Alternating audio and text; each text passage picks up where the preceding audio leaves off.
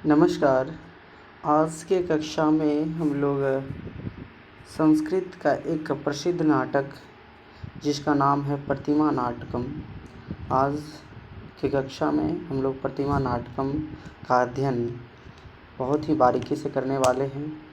तो यहाँ पे लिखा हुआ श्री महाकवि भास प्रणीतम प्रतिमा नाटकम, अर्थात यह जो नाटक है जिसका नाम प्रतिमा नाटक है, इस नाटक के लेखक महाकवि भास हैं। यहाँ पे लिखा हुआ है श्री महाकवि भास प्रणीतम प्रतिमा नाटकम। तो आज हम लोग प्रतिमा नाटक के विषय में पढ़ने वाले हैं। इसके लेखक कौन हैं? तो वो भास हैं।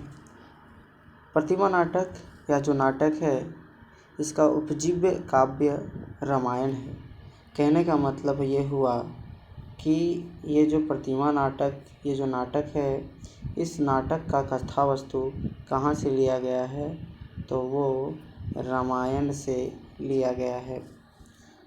तो यह जो प्रतिमा नाटक है, यह रामायण पर आश्रित एक नाटक है जिसके लेखक महाकवि भास हैं। महाकवि भास के 13 प्रसिद्ध 13 नाटक हैं, जो गणपति शास्त्री के द्वारा ये उनके अनुसार ये बताया गया है कि भास ने कुल 13 नाटक की रचना की है। और उन 13 नाटकों में से कुछ नाटक महाभारत पर आश्रित हैं, कुछ नाटक रामायण पर आश्रित है, कुछ नाटक हैं जो अन्य तथ्यों पर आश्रित है। लेकिन यह जो प्रतिमा नाटक है, यह प्रतिमा नाटक रामायण पर आश्रित है। चूँकि हमारी संस्कृत जगत या संस्कृत ग्रंथों की ये परंपरा, हम कह सकते हैं विशेषता रही है कि किसी भी ग्रंथ को शुरुआत करने से पहले वहाँ पे एक मंगलाचरण किया जाता था। तो यहाँ पे नांदी पाठ, नाटक में उसका नांदी पाठ किया जाता है। तो यहाँ पे आपका मंगलाचरण हम देखेंगे। और इसमें प्रतिमा नाटक में हम मंगलाचरण को देखेंगे कि इसमें कुल कितने मंगलाचरण हैं। अच्छा, प्रतिमा नाटक चूँकि एक नाटक है और नाटक का विभाजन अंकों में होता है, नाटक का विभाजन अंकों में होता है। तो टोटल इसमें 7 अंक हैं। ये ऑब्जेक्टिव क्वेश्चन पूछता है कि प्रतिमा नाटक जिसके लेखक भास है, उस नाटक में कुल कितने अंक हैं? तो वह टोटल 7 अंक हैं। तो चलिए देरी ना विलम्ब ना करते हुए हम लोग इसके मंगलाचरण, जिसको नांदी पाठ कहते हैं, उसको करते हुए फिर आगे बढ़ते हैं। तो यहाँ पे उपजाति वृत्त अर्थात उपजाति छंद से निर्मित यह मंगलाचरण, जिसको सूत्रधार, हम एक प्रकार के इसको मंगलाचरण भी कह सकते हैं। अब देखिए ये कितनी सुंदर एवं सुव्यवस्थित मंगलाचरण है, हम इसको देखेंगे। तो चलिए देखते हैं। यहाँ पे आपका लिखा हुआ है सीता भवा पातु सुमंत्र तुष्टा सुग्रीव रामा स लक्ष्मणश्च यो रावणार्या अप्रतिमश्च दिव्या विभीषण आत्मा भरतो अनुसर्गम। ये इस प्रकार से आपको दिख रहा है। तो पहले लिखा हुआ यहाँ सीता भवा पातु सुमंत्र तुष्टा सुग्रीव रामः स लक्ष्मणश्च। सीता भवः पातु सुमंत्र तुष्टा सुग्रीव रामः स लक्ष्मणश्च यो रावणार्य प्रतिमश्च दिव्या विभीषण आत्मश्च भरतो अनुसर्गम। तो चलिए ये इसमें उपजाति छंद का लक्षण क्या है कि यह 2 छंदों का सम्मिश्रण है, जिसमें इंद्रवज्रा और उपेंद्रवज्रा दोनों छंद आ जाए तो वह उपजाति छंद कहलाता है। तो यह उपजाति वृत्त आपका हो गया। अब उसके बाद फिर हम लोग देखते हैं, अब इसका अर्थ समझने की कोशिश करते हैं कि इसमें क्या वर्णन है। तो सबसे पहले यहाँ पे लिखता है पातु अर्थात रक्षा करें, पातु अर्थात रक्षा करें। देखिए इसका अर्थ हम कैसे समझने की कोशिश करेंगे। पातु अर्थात रक्षा करें, तो कौन रक्षा करें? तो यहाँ लिखता है राम, वह राम हम लोगों की रक्षा करें।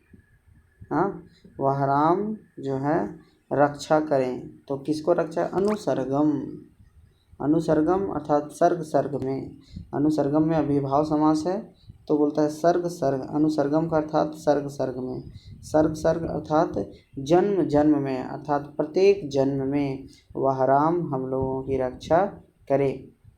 तो रामः अनुसर्गम, जन्म जन्म में हम सबों की रक्षा करे। वह जो राम है वह राम हम सबों को हर जन्म में रक्षा करे।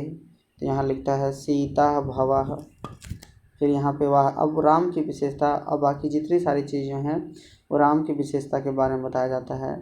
फिर लिखता है वह राम हमें हर जन्म में रक्षा करे। वह जो राम है वह हमें हर जन्मों में रक्षा करे। स रामः, सह रामः पातु, पातु अर्थात रक्षा करे। तो लिखता है यह यहाँ दिया हुआ यह, यो, यह अर्थात यो, यो मतलब यह अर्थात जो राम, देव्यः, देव्यः रावणार्य प्रतिमश्च, जो रावण देव्यः अर्थात सीतया, सीतया अर्थात सीता से, सीता के कारण, रावण आर्य प्रतिमश्च, जो राम सीता के कारण रावण का शत्रु बन चुका था। वह कैसा शत्रु? अप्रतिमश्च, वह कैसा शत्रु बन चुका था? अप्रतिमश्च, उसके जैसा शत्रु कोई दूसरा शत्रु नहीं था। तो लिखता है यह देव्यः, देवी सीता के कारण, रावण आर्यः, रावण जोड़ अरि, अरि अर्थात शत्रु, वह रावण का शत्रु बन चुका था। और वह कैसा शत्रु? अद्वितीय शत्रु। हाँ, तो या फिर इसका अर्थ ये भी लिख सकते हैं जो सीता कारण राम को अपना शत्रु बना लिया था। जो राम कैसा शत्रु था? अद्वितीय शत्रु। रावण जो था राम का अद्वितीय शत्रु था, या फिर सीता के कारण वह राम का शत्रु बन गया। वह राम हम सबों को प्रत्येक जन्म में, हम सबों को हर जन्म में रक्षा करे। तो क्लियर हो रहा है, हम सबको हर जन्म में रक्षा पातु करे। तो फिर लिखते हैं यहाँ भीषण आत्मा, विभीषण आत्मा, विभीषण आत्मा अर्थात जिसकी आत्मा जो है भीषण हो। ये इसका अर्थ निकलेगा। एक और अर्थ निकलेगा कि जिसका आत्मा विभीषण हो, अर्थात राम जो है, राम की आत्मा कहा जाता है। राम की आत्मा कौन थे? विभीषण थे। जब रावण से युद्ध हो रहा था तो राम जो है उसके आत्मीय दोस्त थे, मित्र थे। तो विभीषण चूँकि रावण का छोटा भाई था, लेकिन विभीषण जो है राम से मित्रता, और मित्रता को आत्मीय कहा जाता है, सुहृद कहा जाता है। दोस्त का एक नाम होता है सुहृदय, जिसका संबंध डायरेक्ट हृदय से होता है। हाँ, तो बोलता है विभीषण आत्मा अर्थात जिसका आत्मा, जिस राम की आत्मा विभीषण हो, अर्थात ये अर्थ निकलेगा। दूसरा अर्थ होगा जिसकी आत्मा भीषण हो, अर्थात विभीषण आत्मा। हाँ, तो जिसकी आत्मा में विभीषण बसा हो, या फिर जिसका आत्मीय संबंध विभीषण हो, तो वह राम हम सबों को अनुसर्गम पातु, वह हम सबों को हर जन्म में रक्षा करे। फिर लिखता है सीता भवः। यहाँ ये होता है, भवा का अर्थात होता है खुशी, या फिर भवा का अर्थ होता है आपका संसार। सीता भवा, जो सीता का संसार है। भवा का अर्थात स्वामी भी होता है। तो जिस सीता का स्वामी है, जो सीता का ईश्वर है। हाँ, फिर लिखता है सुमंत्र तुष्टः। सुमंत्र तुष्टा अर्थात सुमंत्र, सु मतलब अच्छा, मंत्र मतलब मंत्रों से, मंत्रणा से, अर्थात तुष्ट जो संतुष्ट होता है। वह राम जो है अच्छी अच्छी वाणी से संतुष्ट होता है। वह राम हम सबों को रक्षा करे। यहाँ सुमंत्र का अर्थ ये भी है कि सुमंत्र उसके पिता दशरथ के मित्र हैं। तो चूँकि वो अपने पिता के मित्र सुमंत्र जो मंत्री था, अयोध्या का जो मंत्री सुमंत्र था, वह सुमंत्र से संतुष्ट थे राम, इसीलिए राम को कहा जाता है सुमंत्र तुष्टः। फिर लिखता है सुग्रीव। हाँ, सुग्रीव रामः, सुग्रीव। फिर क्या लिखता है? सुग्रीव, सुग्रीव। सु का अर्थ होता है अच्छा, है ना। सु का अर्थ क्या होता है? अच्छा। ग्रीव मतलब गर्दन, ग्रीव अर्थात गर्दन। गृह का अर्थ क्या होता है? गृह का अर्थ यहाँ पे गर्दन होता है। गृह का अर्थ क्या होता है? गर्दन। तो जिसका गर्दन अच्छा हो उसको सुग्रीव कहते बोलते हैं। तो ऐसे राम, ठीक है, जिसका गर्दन अच्छा हो ऐसे राम, ठीक है, ये हो जाएगा। और फिर लिखता है या फिर जिसके साथ सुग्रीव हो, जिसके साथ सुग्रीव हो ऐसे राम, फिर लिखता है सह लक्ष्मणश्चा, और जिसके साथ लक्ष्मण हो सह लक्ष्मण, जिसके साथ सुग्रीव तथा जिसके साथ लक्ष्मण हो ऐसे राम हम सबों को अनुसर्गम, हम सबों को प्रत्येक जन्म में, हर जन्म में पातु अर्थात रक्षा करे। तो सीता भवा पातु सुमंत्र तुष्टा सुग्रीव रामाशा लक्ष्मणश्चा यो रावणार्य प्रतिमश्चा दिव्यो विभीषणात्मा भरतो अनुसर्गम। भरतो अनुसर्गम, भरतो अनुसर्गम, तो भरतो अनुसर्गम इसका दो अर्थ होगा। तो भरत उसका जो मित्र है, भरत उसका जो भाई है, एक वो मीनिंग होगा। और एक होता है भरत अर्थात भरती। भरत जो है वो दो शब्द में, एक होता है भर और एक होता है त। और भर मतलब भरण पोषण करना, भर मतलब भरण पोषण करना, है ना। भरती इति भरह, जो भरण पोषण करता है उसको भरह कहते हैं। हाँ, और भरह का अर्थ पूरा जगत होता है, पृथ्वी होता है। और ता मतलब विस्तार, ता का अर्थात तनोती, तो जो पूरे जगत को विस्तार करता है वह भरत। तो राम का दो अर्थ लिया हुआ है, भरतः, ता अर्थात विस्तार करने वाला, और भरह मतलब जगत अर्थात जो भरण पोषण करता है। तो पृथ्वी क्या करता है? सभी चीज़ों का भरण पोषण करता है, इसीलिए उसका नाम भरत पड़ा। तो यहाँ पे जो लोक का भरण करता है, रक्षा करता है, उसको धारण करता है और उसका पालन करता है, वह क्या है? भरत है। और उसका भाई का नाम भरत है, इसीलिए यहाँ भरतो अनुस्वर्गम ये भी हो सकता है कि वो जिसका अनुसरण जो है भरत करता हो ऐसे राम हम सबों की रक्षा करे। तो यहाँ पे हमने देखा इस मंगलाचरण में हमने देखा कि राम के विषय में क्या बताया जाता है कि वह राम हम सबों की पातु, हम सबों की रक्षा करे, हम सबों का देख रेख करे। वह राम हम सबों का देख रेख करे, हम सबों की रक्षा करे, प्रत्येक जन्म में रक्षा करे। फिर राम की विशेषता दिया हुआ है, जो राम रावण का दुश्मन है, जो राम सीता का स्वामी है, जो राम सुमंत्र द्वारा संतुष्ट है, जिसके साथ लक्ष्मण और सुग्रीव है, जिसके साथ जो रावण का शत्रु है, और जिसका आत्मीय संबंध, जिसकी आत्मा विभीषण हो, और जो इस दुनिया का भरण पोषण करने वाला हो, ऐसे भरत है राम हम सबों की जन्मों जन्मों तक रक्षा करे। इस प्रकार से ये सूत्रधार योग कहता है। तो ये प्रकार से हम इसको मंगलाचरण कर सकते हैं। तो चूँकि मंगलाचरण 3 प्रकार का होता है, आशीर्वादात्मक, नमस्कारात्मक और वस्तु निर्देशात्मक। तो चूँकि यहाँ पे क्या हुआ है कि यहाँ पातु अर्थात रक्षा करे, आशीर्वाद देने की बात हो रही है, ठीक है। तो यहाँ आशीर्वादात्मक मंगलाचरण होगा, इसमें उपजाति छंद होगा। अब इसको अगर गाना चाहें तो ये हो जाएगा सीता भवा पातु सुमंत्र तुष्टा सुग्रीव रामा स लक्ष्मणश्चा यो रावण अर्य प्रतिमश्च देव्या विभीषण आत्मा भरतो अनुसर्गम। सीता भवा सुमंत्र तुष्टा सुग्रीव रामा स लक्ष्मणश्चा यो रावणार्य प्रतिमश्च दिव्या विभीषण आत्मा भरतो अनुसर्गम। सीता भवा पातु सुमंत्र तुष्टा सुग्रीव रामां स लक्ष्मणश्चा यो रावणार्य प्रतिमश्च देव्या विभीषण आत्मा भरतो अनुसर्गम। तो इस प्रकार से मैंने इसका अर्थ निकाला। इसमें मुद्रा अलंकार है, इसमें एक विशेष प्रकार का अलंकार है। हमने क्लास में बताया था कि इसमें श्लेष अलंकार है, श्लेष अलंकार मान सकते हैं, लेकिन इसमें मूल प्रमुख रूप से मुद्रा अलंकार है। तो जब कभी भी किसी नाटक में या किसी श्लोक में उस नाटक में या उस पुस्तक में आने वाले पात्रों का नामकरण किसी श्लोक में हो, तब उसमें मुद्रा अलंकार होता है। जैसे यहाँ सीता टर्म आ गया है, फिर यहाँ सुमंत्र आ गया है, सुग्रीव आ गया है, लक्ष्मण आ गया है, रावण आ गया है, विभीषण आ गया है, भरत आ गया है। ये सारे लोग, ये सारा जो है इस नाटक में ये सब एक पात्र हैं और उनके नाम को अलग तरीके से अर्थ को प्रकट करके इसका मंगलाचरण का निर्माण किया है, इस श्लोक का निर्माण किया है। तो इस प्रकार से ये मुद्रा अलंकार है और इसमें टोटल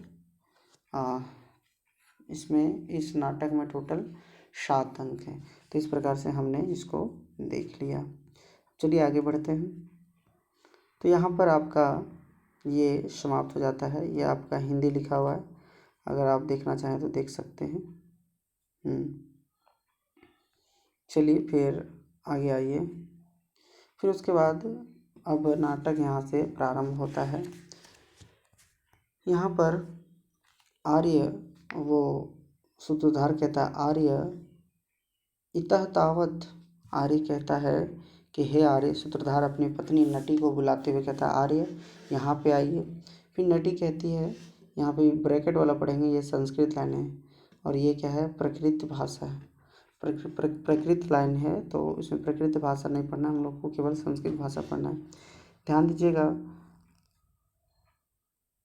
प्राचीन काल में जो प्रमुख लोग होते थे, पुरुष में जो प्रमुख लोग होते थे, वही केवल संस्कृत बोलते थे। महिलाएं और नीच स्तर के जो लोग होते थे वो प्राकृत भाषा बोला करते थे। तो यहाँ नटी जो है वो महिला है, इसलिए वो प्राकृत भाषा बोलते थे। तो उसका संस्कृत ट्रांसलेशन यहाँ ब्रैकेट में दिया हुआ है। तो नटी कहता आर्य इयमस्मि। आर्य मैं आई। जैसे उस नट सूत्रधार जो है उसको बुलाता है, आर्य इतस्तावत। नटी कहती है, आर्य इयमस्मि, मैं आई। सूत्रधार ने अपनी पत्नी नटी को बुलाता है और वो कहता है कि आर्य इधर आओ। तो नटी कहती है कि जी स्वामी, मैं आपके पास आता हूँ। ये नाटक स्टार्ट हो जाता है। फिर सूत्रधार कहता है कि इमम एव इदानीम शरत कालम अधिकृत्य गीयताम तावत। वो कहते हैं, सूत्रधार कहता है कि इमम एव इदानीम मतलब इस समय, शरत कालम अधिकृत्य कि शरद ऋतु को लेकर के गीयताम है ना, गीयताम अर्थात गीत को गाइए, कि इस समय शरद ऋतु को पर आधारित तुम हमें एक गीत सुनाओ। नटी कहती है ओके, गायती तथा। आर्य तथा, जैसे आपकी इच्छा मैं गाती हूँ। तो सूत्रधार कहता है अस्मिन ही काले। सूत्रधार कहता है कि इस काल में ही। फिर यहाँ क्या लिखता है, इस काल में ही। सूत्रधार कहता है अस्मिन ही काले, इस काल में ही। तो आप देखिए यहाँ पे एक श्लोक आ जाता है कि वो सूत्रधार क्या कहता है। तो कहता है चरति, कहता क्या है, लिखता है चरति पुलिनेषु हंसी कसांसुक वासिनी सुसन हृष्टा। अर्थात जो बहुत खुश होते हैं उसको बोलता है बहुत प्रसन्ना। सुसन हृष्टा का अर्थात होता है जो बहुत प्रसन्न होता है उसको सुसन हृष्टा। तो बोलता है सुसन हृष्टा हंसी मतलब जो हंस हैं वो क्या है, तो बोलता है कसांसुक वासिनी। कसांसुक वासिनी का अर्थ क्या दिया हुआ है, कसांसुक वासिनी, देख लेंगे इसका अर्थ क्या होगा, कसांसुक वासिनी। तो यहाँ पे लिखता है चरति पुलिनेषु हंसी कसांसुक वासिनी सुसंहृष्टा। तो कश नामक एक फूल है, काश नामक एक फूल है और उस फूल के समूह है ना, काश नामक एक फूल है, कशांशुक।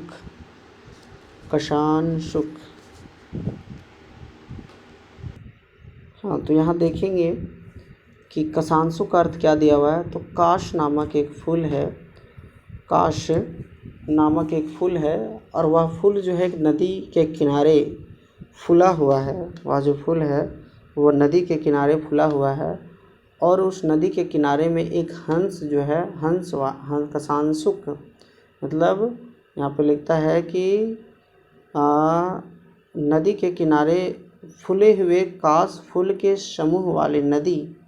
हाँ, क्या लिखता है कि एक नदी है, उस नदी के किनारे कसांसुक नामक फूल खिला हुआ है और उसी के किनारे वह जो है जो हंसी है वो क्या कर रहा है, पुलिनेशु मतलब किनारा, नदी के किनारे चरती। हाँ, बोलता है वह जो सूत्रधार है वह कह रहा है, ध्यान से देखिएगा, वह सूत्रधार क्या कहता है। वो कहता है कि चरती हंसी, हंस जो है वो चर रहा है, हंस जो है वो चर रहा है। तो कहाँ बोलते, पुलिनेशु किनारे पे। बोलता कसांसुक वासिनी सुसन हृष्टा। वो सूत्रधार कहता है कि एक हंस जो है वो बहुत ही प्रसन्न तथा नदी के किनारे जहाँ पे काश नामक फूल जो है वो पूरी तरह से खिल चुका है, तो ऐसे नदी के किनारे, जिस नदी के किनारे पे काश नामक फूल खिला हुआ है उसके किनारे वह जो हंस है वह चर रहा है। तो लिखता है चरती पुलिनेशु हंसी कसांसुक वासिनी सुसन हृष्टा। नदी के किनारे इस ठंडे समय में, इस शरत काल में ही, सूत्रधार कहता है कि इस शरत काल में ही एक प्रसन्न हंस जो है, प्रसन्न हंस नदी के किनारे चर रहा है। इतना ही में ही आगे फिर देखते हैं क्या होता है। तो जैसे ही ये लाइन एक पद्य बोलता है, एक पद्य बोलता है, अब फिर आगे क्या आ जाता है देखिए। इसके बाद यहाँ पे संस्कृत लाइन क्या आ जाता है। हाँ, लिखता है नेपथ्य मतलब जैसे ऊपर का लाइन वो सूत्रधार कहता है कि नदी के किनारे प्रसन्न होकर के इस ग्रीष्म ऋतु में, इस शरद ऋतु में, इस ठंडे समय में जो हंस होते हैं वो नदी के किनारे सुप्रसन्न अवस्था में नदी के किनारे चरते हैं। वैसे ही नेपथ्य अर्थात अंदर से एक आवाज़ आती है, लिखता है आर्य आर्य आर्य आर्य, है ना। वो कहता है आर्य आर्य, तो सूत्रधार कहता है भवतु विज्ञातम। समझ में आ गया मट्टो को हमको। हाँ, वो कहता है भवतु विज्ञातम मुदिता नरेंद्र भवने त्वरिता प्रतिहार रक्षी व। वो कहता है नरेंद्र मतलब नर जोड़ इंद्र, अर्थात नर मतलब मनुष्य, इंद्र मतलब ईश्वर, है ना। तो नरेंद्र अर्थात राजा, नरेंद्र किसको बोला गया है, राजा। नरेंद्र भवने अर्थात राजा दशरथ के भवन में, नरेंद्र अर्थात यहाँ राजा कौन है, दशरथ। तो नरेंद्र भवने, तो राजा के भवन में अर्थात राजा दशरथ के भवन में, मुदिता, तो त्वरिता मुदिता, है ना। क्या लिखता है कि सभी लोग क्या हैं, मुदिता अर्थात प्रसन्न हैं नरेंद्र भवने, राजा दशरथ के भवन में सारे लोग क्या हैं, प्रसन्न हैं, सारे लोग प्रसन्न हैं। क्यों? क्योंकि राज्य अभिषेक का जो समाचार है वो पूरी तरह से फैल गया था। इसीलिए वो कहता है कि मुदिता नरेंद्र भवने त्वरिता प्रतिहार रक्षीवा। प्रतिहार अर्थात जो द्वारपालिका हैं उसको प्रतिहार बोलेंगे, प्रतिहार रक्षीवा। प्रतिहार मतलब जो द्वार के रक्षा करने वाली जो द्वारपालिका हैं वो क्या हैं, वो त्वरिता, वो जल्दी अपने काम को कर रहे हैं और अब इधर उधर भाग रहे हैं। और वो क्या हैं, द्वारपालिका जो है वो पूरी तरह से प्रसन्न हैं। वो कहते हैं, यहाँ सूत्रधार कहता है कि इस ठंडे समय में, इस शरद ऋतु में नदी के किनारे मयूर जो है वो, मयूर नहीं, हंस जो है वो प्रसन्न होकर के चर रहा है, प्रसन्न होकर के इधर उधर भ्रमण कर रहा है। वैसे ही अंदर से आवाज़ आती है आर्य आर्य। तो सूत्रधार कहता है कि हाँ समझ गए कि उसी प्रकार से राजा दशरथ, जिस प्रकार से राजा दशरथ के राज दरबार में द्वारपालिका खुश होकर के इधर उधर भ्रमण कर रहे हैं, वैसे ही हिरण जो है वो हंस जो है नदी के किनारे वो भ्रमण कर रहा है। तो हंस के समान, हंस जैसे प्रसन्न है, वैसे ही अयोध्या नगरी में राजा दशरथ के राज्य में सारे लोग प्रसन्न हैं, क्योंकि राजा दशरथ ने ये अनाउंसमेंट कर दिया है कि अब जो है राम का राज्याभिषेक किया जाएगा। तो इस प्रकार से ये दूसरा श्लोक जो है आपका कंप्लीट हो गया। तो ये क्या लिखा है, निष्क्रांत, तो उसके बाद दोनों निकल जाते हैं। तो ये हो गया आपका दूसरा श्लोक। अब आगे आइए, देखिए क्या आता है। उसके बाद स्थापना प्रवेश्य, मैं सारी चीज़ों को बारीकी से करते जा रहा हूँ, आप इसको ध्यान से देखिएगा। तो यहाँ पे देखिए क्या लिखता है, लिखता है प्रतिहारी एक प्रतिहारी प्रवेश करती है, एक प्रतिहारी प्रवेश करती है। वो कहती है, आर्य कह इह कांचुक्या नाम सन्निहिता। आर्य, इह मतलब यहाँ, कह मतलब कौन है, कांचुक्या नाम सन्निहिता, यहाँ कांचुकी कौन है ना। यहाँ पे जितने लोग उपस्थित हैं उनमें से कांचुकी कौन है, ये प्रतिहारी कहती है। तो कांचुकी, फिर नीचे वहाँ पे कांचुकी प्रवेश करती है, वो बोलती है, भवती अयम अस्मि, मैं हूँ, किम क्रियताम, क्या काम है, बोलिए। तो प्रतिहारी कहती है क्या कहती है, ध्यान से देखिएगा। हाँ, प्रतिहारी यहाँ से देखिए क्या कहती है। प्रतिहारी कहती है कि आर्य महाराजो देवासुर संग्रामेषु अप्रतिहत महारथो दशरथ आज्ञापयति शीघ्रं भर्तुदार्कस्य रामस्य राज्य प्रभवा संयोग कारकः अभिषेक संभारा आनीयतामिति। वो कहते हैं, वो प्रतिहारी कहती है कि हे आर्य, राजा दशरथ आज्ञा दिए हैं, क्या, शीघ्र जल्द से भर्तृदार्कस्य अर्थात भर्तृदार्कस्य रामस्य अर्थात राम का राज्य प्रभाव संयोग कारका अर्थात राम का राज्याभिषेक मतलब राज्य के प्रभाव में आने से, अर्थात कि राम का राज्याभिषेक किया जाना है, इसलिए आप जल्द से राज्याभिषेक संभारा आनीयताम, राज्याभिषेक में जो सामग्री की आवश्यकता है आप उसे जल्द से ले आइए। ये प्रतिहारी कांचुकी से कहते हैं। प्रतिहारी कांचुकी से कहती है, वो कहती है कि राजा दशरथ जो है आपको, राजा दशरथ आज्ञापयति। अब यहाँ जो है राजा दशरथ का विशेषण दिया हुआ है, क्या लिखा है, देवासुर संग्रामेषु अप्रतिहत महारथो, अर्थात जिसने देवासुर संग्राम में अप्रतिहत जिसने विजय हो गए, जो देवासुर संग्राम में राजा दशरथ जो हैं वो विजयी हो गए, वो जीत गए हैं, अतः वो आज्ञा दिए हैं कि, अर्थात ये भी हो सकता है कि देवासुर संग्राम में जिसने विजय को प्राप्त कर लिया था वो राजा दशरथ आपको आज्ञा दिए हैं कि राजा राम का राज्याभिषेक होना है, अर्थात राम का राज्याभिषेक होना है, इसलिए आप राज्याभिषेक की जितनी भी सारी सामग्री है, जो चीज़ों की आवश्यकता है, आप उसका जल्द व्यवस्था कीजिए। प्रतिहारी कांचुकी से कहती है। तब कांचुकी क्या कहता है, ध्यान से समझिएगा।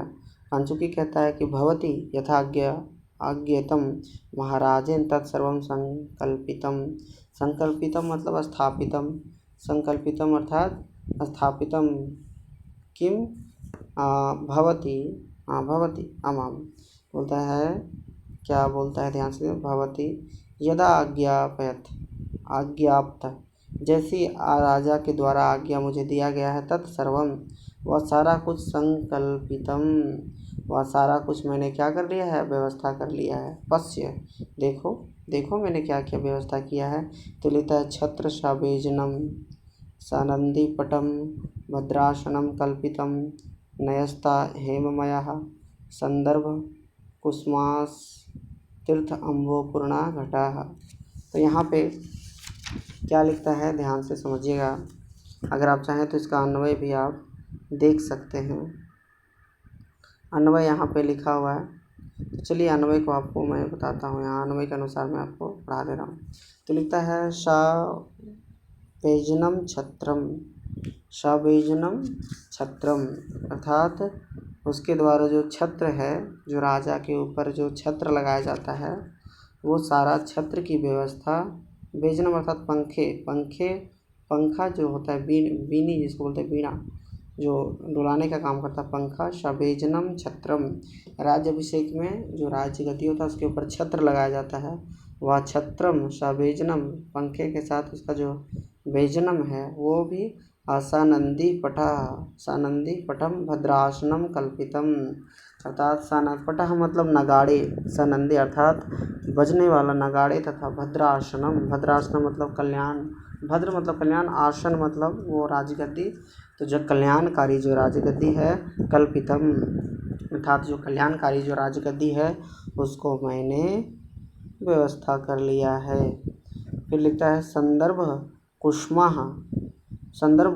उसके बाद जो फूल इत्यादि की जो आवश्यकता थी उसको भी मैंने ले आया है। फिर लिखता है तीर्था अम्भोपूर्णा हेममया घटा नयस्ता मतलब लाया गया, घटा अर्थात घड़ा, हेममया मतलब हेम का मतलब सोना है ना, हेममया अर्थात सोने से निर्मित घड़ा में तीर्थों अम्भोपूर्णा मतलब तीर्थ, अनेक तीर्थों से लाया गया, अनेक तीर्थों से जल भी लाया गया। ध्यान से समझिएगा, राज्य अभिषेक में अलग अलग तीर्थ से जल लाया जाता है और उस जल से राजकुमार को, जो राजा बनने वाला होता है, उसको स्नान करवाया जाता है।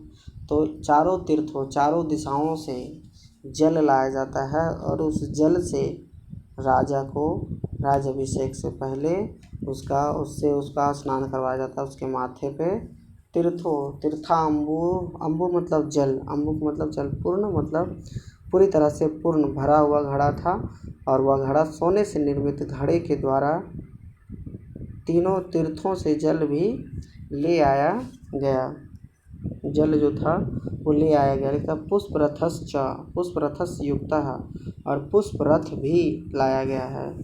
फिर क्या लिखता है मंत्री संहिता अर्थात मंत्री भी आ गए हैं, मंत्री संहिता अर्थात मंत्री लोग भी आ गए हैं। फिर लिखता है पौराह, क्या लिखता है पौराह का अर्थात होता है ग्रामवासी ना। मंत्री संहिता मंत्री लोग भी आ गए हैं, पौरा अर्थात ग्रामवासी लोग भी आ गए हैं। फिर क्या लिखता है फिर लिखता है सभ्य आगता और पूरी तरह से सभा लग चुकी है। अस्य सर्वस्य ही मंगलम स भगवान वशिष्ठ वेद्याम स्थिता, वेद्याम अर्थात भूमि में वह जो मंगल करने वाला जो भगवान वशिष्ठ हैं, वो वशिष्ठ भी आ चुके हैं। तो हमने देखा यहाँ पे क्या लिखा हुआ है कि जो कामचुकी है वो बता रहे हैं कि पूरी तैयारी क्या क्या हो गई है। तो यहाँ पे लिखते हैं, क्या लिखते हैं छत्र सावेजनम सनंदी पटहम भद्रासनम कल्पितम नयस्ता हेममयः संदर्भ कुसुमास्तीर्थाम्भो पूर्णा घटाः। फिर उसके बाद युक्तः पुष्परथश्च मंत्री संहितः पौरः समभ्यागतः सर्वस्य ही मंगलम सा भगवान वेदव्याम वशिष्ठ स्थिता अर्थात जो वशिष्ठ जो हैं वो भी आ चुके हैं, मंत्री लोग भी आ गए हैं और जो छत्र और बैजन की जो आवश्यकता होती है वो भी लाया गया है, नगाड़ा भी सब तैयार है, कल्याणकारी जो सिंहासन है वो भी व्यवस्था कर लिया गया है, तीनों तीर्थों से जल लाया गया है और पुष्प इत्यादि भी लाया गया है। मंत्री लोग भी आ चुके हैं और ग्रामवासी लोग भी आ गए हैं, है ना।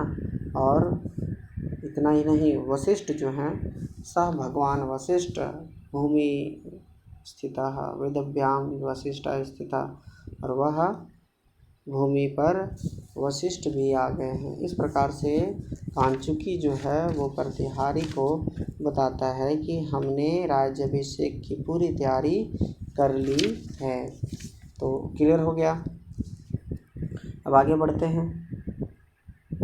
तो प्रतिहारी कहता है यदेव शोभनम कृतम। प्रतिहारी जब देखता है कि वाह तुमने तो बहुत अच्छा कर दिया, तो प्रतिहारी कहती है क्या कहती है, देखिए इधर लिखता है यदेव शोभनम कृतम, कि आपने अच्छा किया, आपने सही किया। बिल्कुल आपके द्वारा जो किया गया काम है वो बहुत अच्छा है, शोभनीय है ना। यद्येवम शोभनम कृतम, आपने इस प्रकार से बहुत अच्छा किया। तो कांचुकी कहते हैं हंत भो, हाँ बिल्कुल सही है। तो बोलता है इदानीम, अब एक श्लोक आता है, लिखता है इदानीम भूमिपालनेन कृत्या कृता प्रजाः रामाभिधानं मेदिन्यां शशांकम अभिषिंचिताः। ध्यान दीजिए, यहाँ पे कहते हैं कि भूमि पालनेन, भूमि अर्थात धरती, पालनेन अर्थात पालन पोषण करने वाला। तो भूमि पालन अर्थात राजा, वहाँ तृतीया व्यक्ति लगा दिया है, तो लिखता है भूमि पालन अर्थात राजा के द्वारा कृताः प्रजाः, कृता प्रजा। तो यहाँ कृता का अर्थात लिखता है कृता प्रजा भूमि पालन। इदानीम भूमि पालन अर्थात राजा दशरथेन, भूमि पालन अर्थात राजा दशरथेन क्या है लिखा हुआ यहाँ पे, कृतकृता मतलब उनके जो मनोरथ थे, उनकी जो इच्छा थी। कृत्या का मतलब लिखा हुआ है जो लोगों की इच्छा थी, उसके जो मनोरथा। कृत्या का मतलब मनोरथा, जो लोगों की मनोरथा थी, उसकी मनोरथ को, उसकी इच्छा को राजा ने, प्रजा की जो प्रजा की जो मनोरथ थी, उनकी जो इच्छाएं थी, उसको कृता राजा के द्वारा उनकी इच्छा को पूरा कर लिया गया। तो बोलता है इदानीम भूमि पालनेन कृता प्रजा, कि इस समय राजा दशरथ ने राम का राज्याभिषेक की घोषणा करके वहाँ के प्रजा को धन्य कर दिया, वहाँ की प्रजा की इच्छा को पूरा कर दिया। क्योंकि सब कोई चाहते थे कि राम जो है वो राजा बने। तो ये जब से अनाउंसमेंट कर दिए कि राम का राज्याभिषेक होना है, राम का राज्याभिषेक की तैयारी की जाए, तो ये अनाउंसमेंट करके राजा ने पूरे प्रजा को कृता अर्थात कृता, उनका जो मनोरथ था उसको सफल कर दिया। फिर यहाँ पे लिखता है मेदिन्याम अर्थात इस भूमि पर राम अभिधानम मतलब राम अभिधानम शशांकम, ठीक है। बोलता है शशांकम अर्थात चंद्रमा को, शशांकम अर्थात चंद्रमा। तो यहाँ राम अभिधानम शशांकम राम अभिधानम, कि चंद्रमा रूपी राम नामक व्यक्ति को, या फिर चंद्रमा के समान अर्थात चंद्रमा रूपी राम को अभिषिंचिता, उसने उनको अभिषेक राजा बनाने का निश्चितम कृता, अभिषिंचिता अर्थात निश्चितम कृता। इदानीम भूमिपालेन, इस समय भूमिपालेन अर्थात दशरथ के द्वारा इस पृथ्वी पर, इस धरती पर प्रजा को क्या कर दिया, प्रजा की मनोरथ को पूरा कर दिया।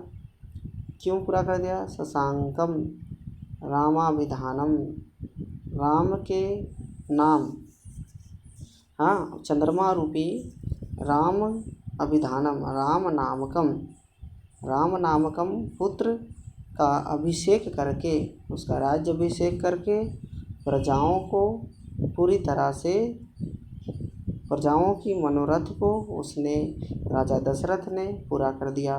तो यहाँ पे अनुष्टुप छंद है, लिखता है इदानीं भूमिपालनेन कृत्या कृता प्रजा रामाभिधानं मेदिन्यां शशांकम अभिषिंचिता। इदानीं अर्थात इस समय, मेदिनियाम अर्थात पृथ्वी पर, इस भूमि पर राजा दशरथ ने अपने पुत्र राम का राज्य अभिषेक करने का निश्चय करके, चंद्रमा रूपी राम का अभिषेक का घोषणा करके या अभिषेक करके उन्हें राजा बना करके राजा दशरथ ने वहाँ की प्रजा की जो इच्छा थी उसकी इच्छा को पूरा कर दिया। तो इस प्रकार से यहाँ पे इस श्लोक में ये वर्णन है। तो यहाँ पे चौथा जो श्लोक है वो समाप्त होता है।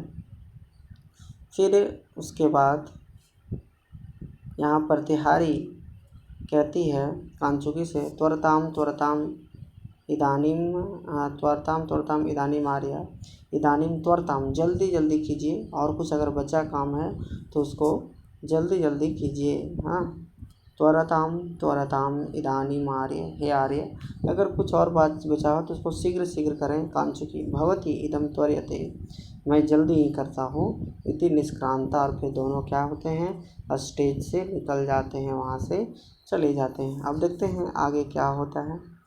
फिर यहाँ पे लिखता है प्रतिहारी, एक प्रतिहारी आती है। हाँ, एक प्रतिहारी आती है, और वो आती है और क्या कहती है, आर्य शंभवकः गच्छ त्वं महाराज वचनेन आर्य प्रोहितम यथोपचारेण त्वर्य मतलब बुलाने के लिए होता है। संभवकः एक प्रतिहारी आती है, वो कहती है संभवकः अर्थात संभवक नाम का एक व्यक्ति होता है, उसको बोलता है गच्छ तुम जाओ, तो हाँ त्वमपि तुम जाओ, महाराज वचनेन, महाराज के आज्ञा के अनुसार, महाराज वचनेन के द्वारा, आर्य पुरोहित को यथोपचारेण उनके आदर पूर्वक उसे बुला के लाओ। अन्यथा गत्वा, और वो दूसरी जगह भ्रमण करती है। फिर वो कहती है सारिके संगीतशालां गत्वा, संगीतशाला जाओ, और नाटिकेभ्यो अर्थात जो नाटक करने वाले जो व्यक्ति हैं उसको बोलो, विज्ञापय उसको बताओ कि काल संवादिनी नाटकेन संजाता भवती, कि समय से तुम लोग जो कुछ भी तैयारी करना है तुम लोग अपनी तैयारी कर लो। यावत अहम सर्वं कृतं महाराजाय निवेदयामि, आवत अहम अपि सर्वं कृतं, अब मैं सारा काम कर चुकी हूँ, अब महाराजाय निवेदयामि, अब मैं इस बात की सूचना मैं अपने महाराज दशरथ को देने जा रही हूँ। ये बात वो प्रतिहारी कहती है, और वो प्रतिहारी फिर निकल जाती है यहाँ से। फिर उसके बाद एक औदातिका नामक एक पात्रा होती है, वो प्रवेश करती है। तो यहाँ जो लिखा हुआ वो क्या है, आपका प्राकृत भाषा है, ये सब क्या प्राकृत है, तो इसका संस्कृत भाषा जो है औदातिका प्रवेश करती है। अब औदातिका क्या बोलती है इसको देखेंगे हम लोग।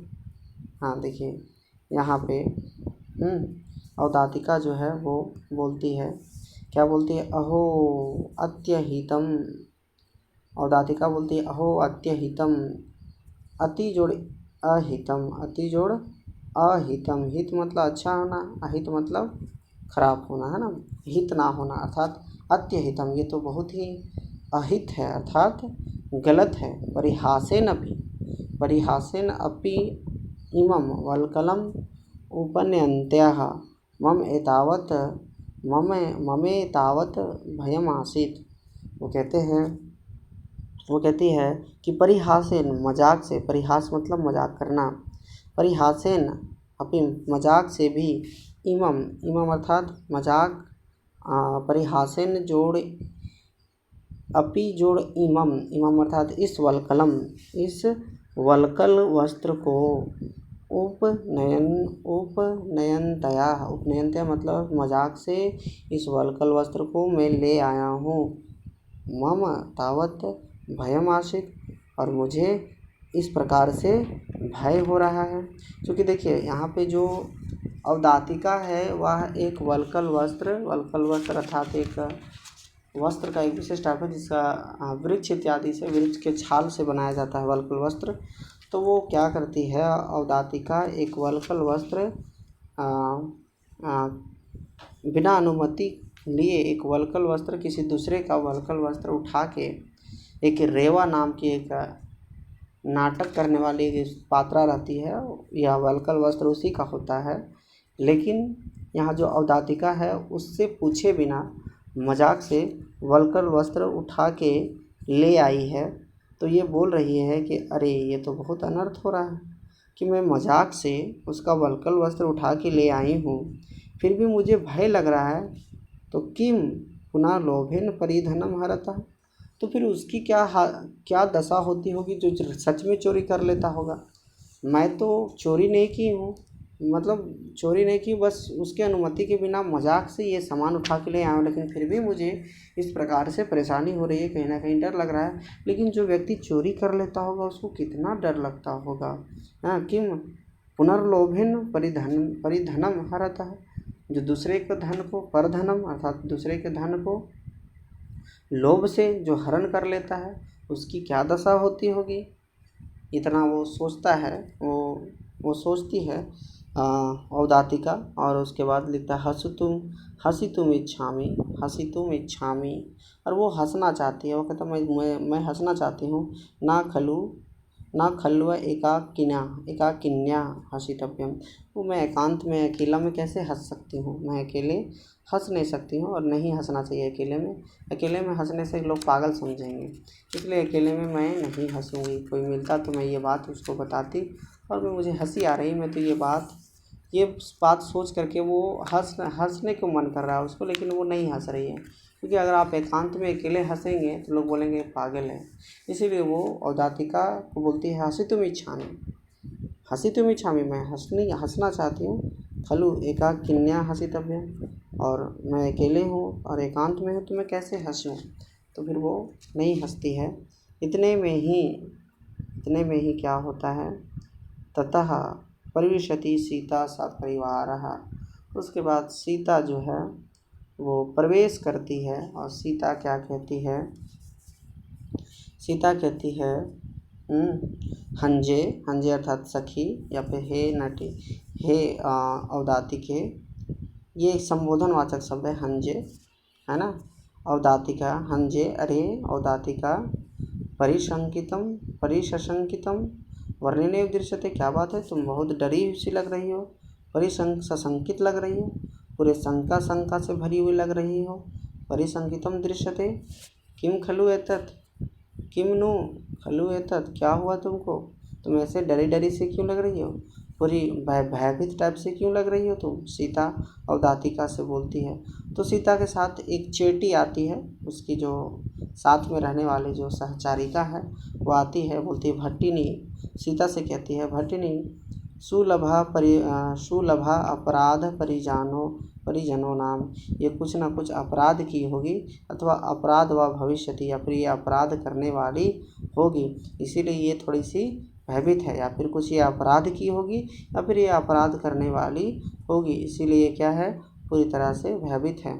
तो सीता कहती है नहीं हसितुम इच्छति एव, नहीं ऐसी बात नहीं है, ये तो हंसना चाह रही है, अपराध कैसे, ये तो हंसना चाह रही है। तब अवदातिका कहती है, क्या कहती है, जयतु भट्टिनी ना खलु अहम अपराधा, है ना, अपराधा, मैं अपराधी नहीं हूँ। जयतु, है ना, कि महारानी की जय हो, भट्टिनी अर्थात महारानी, हे महारानी, हे रानी, हे महारानी, जयतु आपकी जय हो, ना खलु निश्चित रूप से मैं अपराधी नहीं हूँ, मैंने कोई अपराध नहीं किया है। तो फिर सीता कहती है, तो अवदातिके का त्वं पृच्छति, तुमको कौन पूछ रहा है, हे आदित्य, हे अवदातिके तुमको कौन पूछ रहा है, का त्वं पृच्छति, है ना, तुमको का कौन पूछता है, तुमको कौन पूछ रही है या कौन पूछती है अवदातिके कि तुम अपराध किए या नहीं किए। किम एतत् वाम हस्त परिगृहीतम। अच्छा एक बात बताओ कि तुम अपने बाएं हाथ में क्या रखी हो। किम एतत् वाम हस्त, तुम अपने बाएं हाथ में किम परिगृहीतम, तुम अपने बाएं हाथ में क्या पकड़ी हो। तो जो कि उसके हाथ में वो था ना वल्कल वस्त्र। हाँ, अवदातिका कहती है, अवदातिका कहती है भटिनी मालकिन आई मीन महारानी इदम वल्कलम, या जो वल्कल वस्त्र है। तो सीता कहती है वल्कलम कस्मात् आनीतम, कस्मात् आनीतम, वल्कल वस्त्र तुम कहाँ से लाई हो। कस्मात् आनीतम, तुम वल्कल वस्त्र कहाँ से लाई हो। तो अवदातिका कहती है, अवदातिका कहती है क्या कहती है वह, तब वो बोलेगी कि कहाँ से ये वल्कल वस्त्र लाई है। सो अवदातिका कहती है शृणोतु भट्टिनी, हे महारानी सुनिए, नेपथ्य पालिन आर्य रेवः, लिखता है नेपथ्य पालिन, नेपथ्य पालिनी आर्य रेवः निवृत्त रंग प्रयोजनम शोक वृक्षस्य एकम किशलयम अस्माभिः आचितम आसीत् न तया दत्तम ततोः अर्हति अपराध इदम गृहीतम। बोले हे महारानी, एक बार रेवा जो नाटक खेलने के काम करती रेवा, रेवा से हम लोगों ने एक बार अशोक वृक्ष का एक पत्ता हम लोगों ने मांगा था, लेकिन वह रेवा नहीं दी। तो इसीलिए मैंने उसका ये जो वल्कल वस्त्र है वो मजाक से छिपा ली हूँ, मजाक से ले ली हूँ ताकि वो परेशान हो। जैसे कोई काम अगर आप किसी को बोलें वो ना करे तो आप चाहेंगे अच्छा देखेंगे नहीं देना, देखेंगे हाँ हम भी उसका कुछ कर देंगे। या फिर जैसा पेन मांग रहे नहीं ना दी वो पेन, तो उसका पेन तुम छिपा दोगे मजाक से, तो परेशान होगा तो तुमको अच्छा लगेगा। तो जो अवदातिका है वह रेवा से एक बार की बात है, रेवा से वो अशोक वृक्ष का एक पत्ता किशलयम अर्थात एक अशोक वृक्ष के जो नए नए जो पत्ते होते हैं उसको वो मांगी थी, लेकिन वो नहीं दी, इसीलिए उसका जो वल्कल वस्त्र है वो छिपा ली। तो सीता कहती है, क्या कहती है सीता कहती है पापकम कृतम, तुम ये पाप करती हो। सीता कहती है पापकम कृतम, तुम ये पाप कर रही हो। गच्छ निवार्तय निर्यात्य, निर्यात्य, तुम जाकर के इसे लौटा दो। अवदातिका ये कहती है भट्टिनी, हे महारानी, परिहासत निमित्तम खलु मया एतत् आनीतम, हे महारानी कि मैं मजाक के कारण, निश्चित रूप से मैं मजाक के कारण ये जो वल्कल वस्त्र है मैं इसको लाई हूँ। तो फिर आगे देखिए क्या होता है। फिर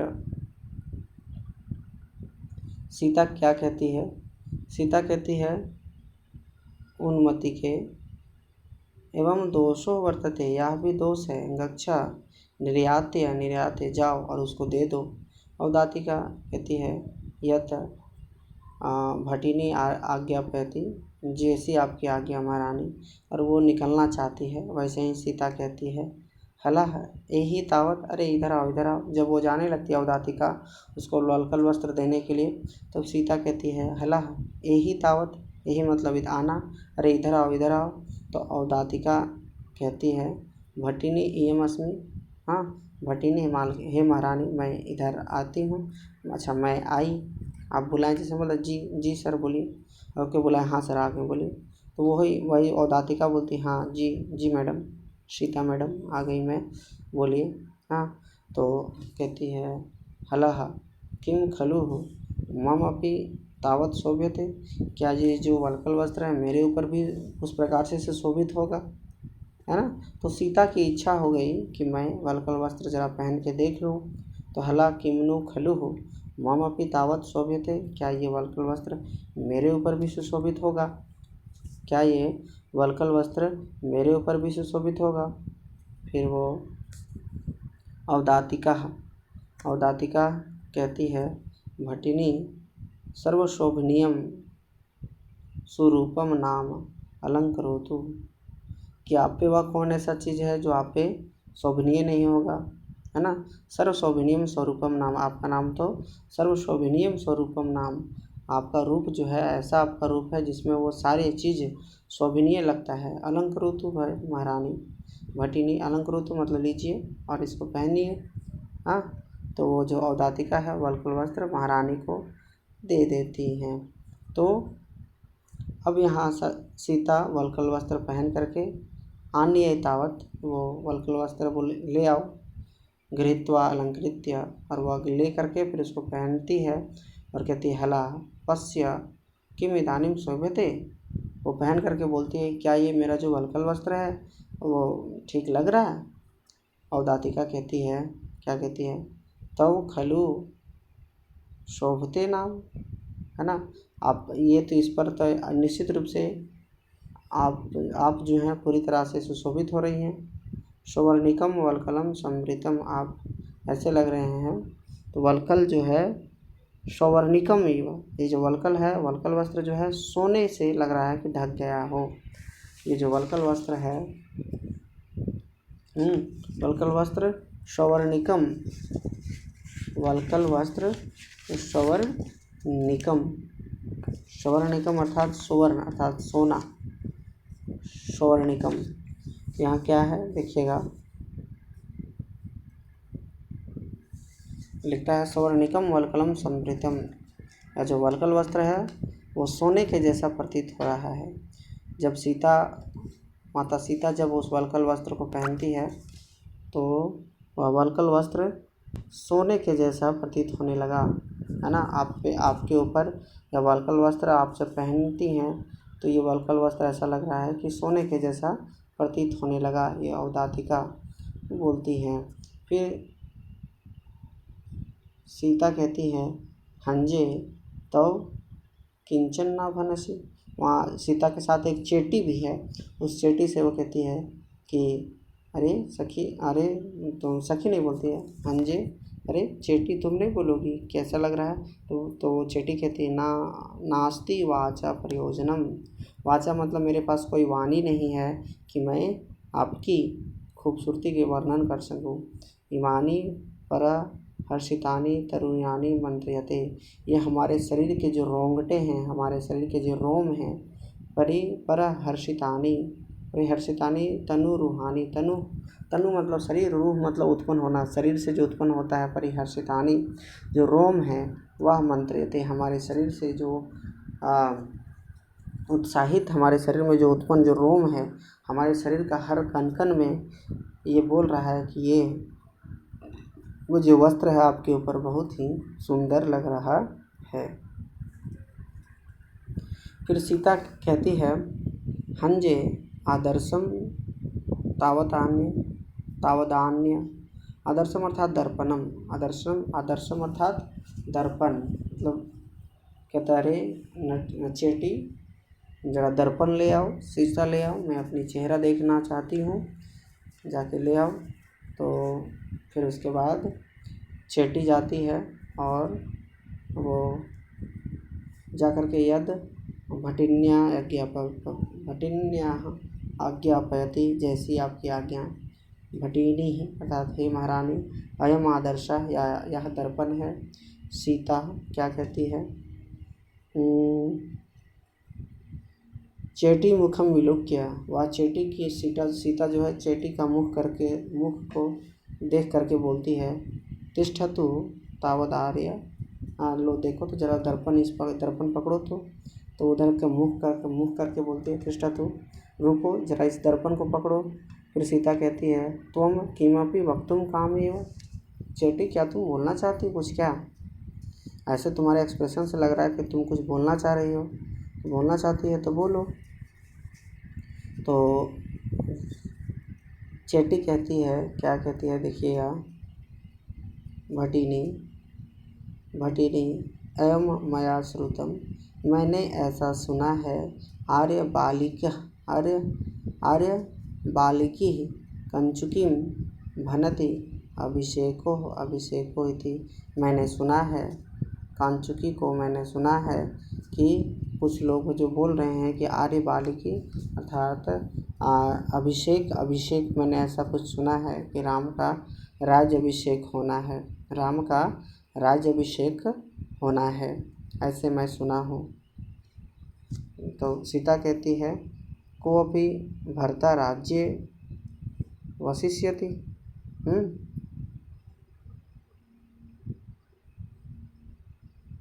कोऽपि भर्ता राज्ये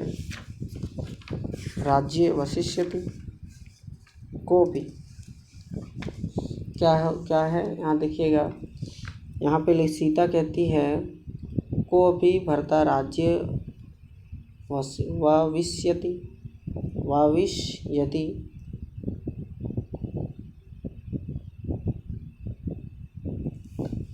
तो कोऽपि बोलता है किसी का, कोऽपि मतलब कोऽपि भर्ता राज्य, भर्ता कोई भी होगा जो कोई राज्य, कोई किसी का होगा राज्याभिषेक।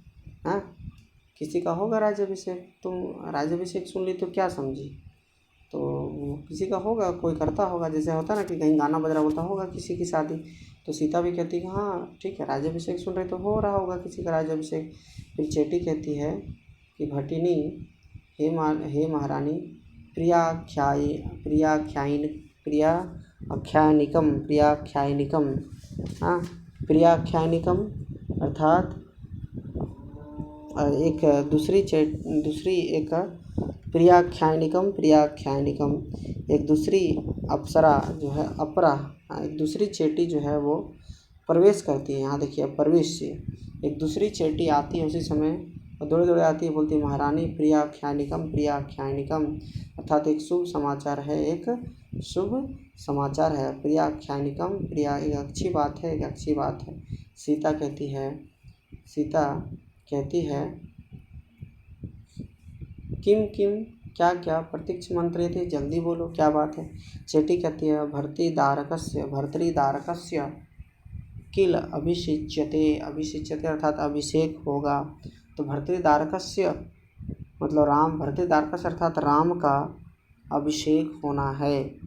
तो सीता क्या प्रश्न करती है, ध्यान से समझिएगा। अपि तात कुशली, क्या राजा दशरथ सही हैं? तात अर्थात पिताश्री सही हैं, वो राज्याभिषेक की घोषणा कर दी है, क्या उनका स्वास्थ्य वगैरह सही है या फिर क्या है? तो देखिए कितना शुभचिंतक है वो। सीता जो है वो बोल रही है क्या महाराज को कुछ हुआ है क्या? तात सही तो है ना, वो राज्याभिषेक की घोषणा क्यों कर दी? मतलब उसको इस बात की चिंता नहीं, इस बात की खुशी नहीं हो रही कि मेरे स्वामी राम राजा बनने वाले। उसको इस बात का दुख हो रहा है कि कहीं राजा दशरथ का, हमारे जो ससुर हैं, उनको किसी प्रकार की कोई परेशानी तो नहीं हुई। तो चेटी कहती है महाराजेन एव अभिषिच्यते, महाराज ही उनका अभिषेक कर रहे हैं। सीता कहती है अदेव द्वितीय मम प्रिय श्रुतम, और सीता कहती है अच्छा ये मेरे लिए दूसरा, हाँ, अदेव द्वितीय मम प्रिय श्रुतम, यार ये मैंने दूसरी बात सुनी। विशालतरम उत्संगम कुरुः, उत्संगम अर्थात एक होता है आंचल, उत्संगम अर्थात आंचल। वो सीता कहती है जरा मेरा आंचल को फैला दो। हाँ, मेरा आंचल नहीं, वो सीता बोलती तुम अपना आंचल को जरा फैलाओ। हाँ, तुम अपना आंचल को फैलाओ, सीता उस चेटी से कहती है, और चेटी अपना आंचल फैलाती है। और उसके बाद सीता अपना आभरण अमुच्य ददाती, और वो सीता जो है अपना आभूषण अपने गले से उतार करके चेटी को दे देती है। हाँ, चेटी को दे देती है। भटिनी पट शब्द इव, भटिनी अर्थात पट मतलब होता है नगाड़े। एक चेटी कहती है हे महारानी ऐसा लग रहा है नगाड़े की आवाज़ आ रही है। तो सीता कहती है हाँ हमको भी लग रहा है साइव, ऐसा वही आवाज़ के जैसा लग रहा है। फिर चेटी कहती है एक पदे अवघटितम तूनिकम पटः शब्द समृता, कि वह जो एक पदे अर्थात एक बार, अवघटितम अर्थात एक बार बजा, और तूनिक अर्थात वो समाप्त हो गया। नगाड़े का वो जो शब्द जो सुनाई दे रहा था, वो जो आवाज़ सुनाई दे रही थी, वो थोड़ा सा सुनाई दिया और अचानक समाप्त हो गया। क्या बात है? तो सीता कहती है को नो खलु उद्घात अभिषेकस्य अथवा बहुवृत्तान्तानि राजकुलानि नाम। सीता कहती है कहीं राज्य अभिषेक रुक तो नहीं गया, अथवा ये राज्य है, यहाँ तरह तरह की चीज़ें क्षण क्षण में होते रहते हैं। ठीक है, तो उसके बाद हाँ चेटी कहती है।